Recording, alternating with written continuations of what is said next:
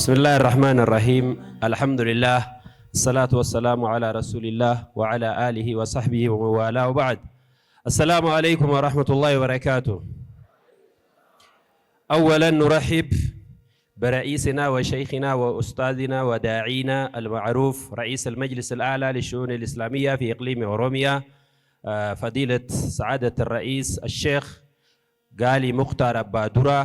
وكذلك نقدم الشكر والتقدير رئيس المجلس الأعلى للشؤون الإسلامية في محافظة هرر الغربية الشيخ جمال سيرة. وكذلك نشكر رئيس المجلس على مستوى المدينة الشيخ أحمد. وكذلك نشكر الشيخ محمد عبد الرحمن إمام جامع الكبير.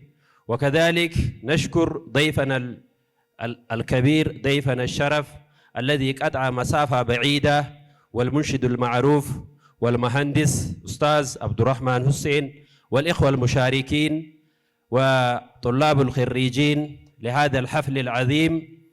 ونشكر خالص الشكر من أعماق قلوبنا مؤسس مركز الفرقان لتحفيظ القرآن فضيلة الشيخ أستاذ قدير حمزة، وكل من ساعده وقام بجانبه حتى نصل إلى هذه المرحلة. كلكم أهلا وسهلا ومرحبا بكم. فحقيقة نحن سعداء لمشاركة في مثل هذا الحفل العظيم. إخوة الإيمان دررت إيجا كيسموتا هندانو غلطو ما جنة نتي قويا أكنا قويا قدا قويا خبجا قويا حافظوت قرآن أهل الله والرجاء منسان إبسورا فستي أرقمني gammachuu akka itti ibsinu hin qabnu. Gammachuu guddaatu nutti dhagahama. Marsaan irraan tanaa kun marsaa tokkoffaatii miti, marsaa baay'eedha, 16ffaadha.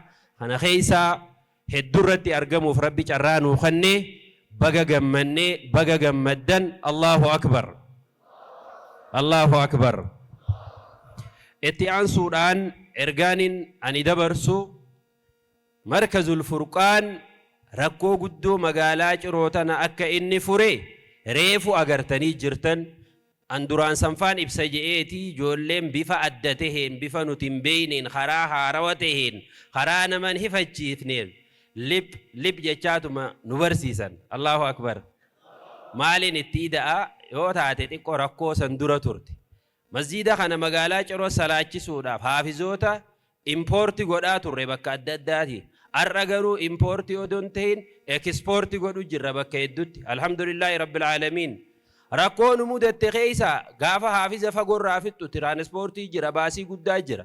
Angaafan qoxxobaa kana masjidu Toofiq salaachisu nama na gargaaru darasticha tokko faa amma warri beekuni beekaa quraana banatee na gargaaraa ture. Odo quraana banatee salaachisu gaaf tokko ifaan nu dhaame. Sanbooda achirraan ol bahee quraa ifaa baatirii tokkoota achi gubbaa jira. Baatirii san fudhatu hoggo ol bahu ifaan ni dhufe ammaas. Sanbooda akka nama khutbaa fixee salaachisuu deemu kunoo achirraa gad deemu jira. Waan goonu dhabneetuma takkanaa tana hundaan nu mudate. San qofaa miti. Gaafa salaachifnu amma tarabbitti ijoollee xixiqqoo hooyyeessinee hogga salaachisaa jedhan hifziin isaanii hin jirtu. Hifziin dadhabdu.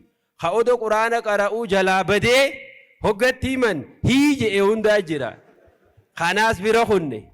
Hoggatti himan alif laam miim raa jennaan tokko miim hin qabuu je'een firraa.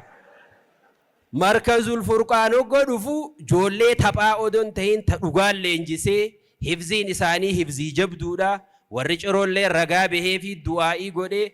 Tanaaf mee hoggu takka takbiirtaan mooraalii itti naakanna. Allahu akbar, Allahu akbar. Kanaaf markaza duuba akkatti rakkoo san hunda keessaanu baasee haafizoota keenya sadarkaa biyyaatti ka dorgoman dhageessanii haqa nurraa qaba. Warri Ciroo haqa markazul furqaan hin kafalle idaa isaan nurra jira, deynii isaan nurra jira. An akkanan isiniin jaa isin akkam jettan? Allahu akbar. Maaliif yoo jenne dhugaa Kadiir nin beeka, Ustaaz Kadiir joolleedha. Gaafa dura shahaadaa qabatee amantii warra isaanirraa garana deebu majlisa Sheezzabuurii wal agarre. Gurbaa xiqqaa warra Ciroo tokko ka amane jedhanii hanguma xiqqatti quraanaas fixee sadarkaa kana ga'e seenaa bal'aa himuun barbaanne namni tokko hara biraatii dhufee amantiis qabatee isteeppii danaa kana deemee danaa kana oomishee nama kana walitti buufneet akka warra cirootti illee hin fuusifne dhugaa rabbii rabbumaa gargaaree akkuma rabbi beekutti fuudhe malee manallee kan nuti walitti buufnee ijaarreef hin jirru dalagaallee dalagaa mijjooytu isaaf ilmaan isaa warra isaa wanni haala mijjeessine hin jiru markaza isaallee wanni nuti gartee bakka ijoolleen tun gattee isu gooneef hin jiru masjiduma duraan jirutti rakkoo jirtu wajjin hangana gahee jira tana booda markazul furqaan boohutti jira alaan alutti jira rakkoo isaa himatu jira warri ala jirus qabiyya keessa jirus namni islaama ta'e hundi bakka pirezidaantiin keenya jirutti sagalee tana dhagahee arra booda markazul furqaan mana ijoolleen gatteessee keessa boqottu haafizul quraan kabajaadhaani sakan daakhilii jaamu doormii godhatee kabajaan qara'uu qaba kanaaf bootaa san godhu irratti rabbiinis nu gargaara rabbii tokkicha qabna eegas immoo isinii gurguddaa babbareedaa kanaan nu booda jira ilmaan keenya kabiyya alaa jiruun nu booda jira hafinfindeef dirreedhaaf bakka adda addaa jiru aalul khayriinis nu wajji jira tana booda markazul furqaan bootaaf rakkatuun qabu bakka itti qaraasisuuf rakkatuun qabu bakka barataan kabajaadhaan istaandaardii isaa eeggate jara keenya nama hanganan gaheef namni dachii garagalchee waa meeqa godhu jira waan ta'eef akka cinaa dhaabbannu ergaa isinii dabarsuun barbaada asumaan ra'iisa keenya pirezidaantii majlisa oromiyaa sheegaaliin dhugaa dubbatuuf rabbi jazaa kafaluu fi eega gara aangoodhaa seeraan seera qabeessaa fi filannoo seena qabeessaan filataman booda magaalaa tana ziyaaruun isaanii guyyaa lama jechuudha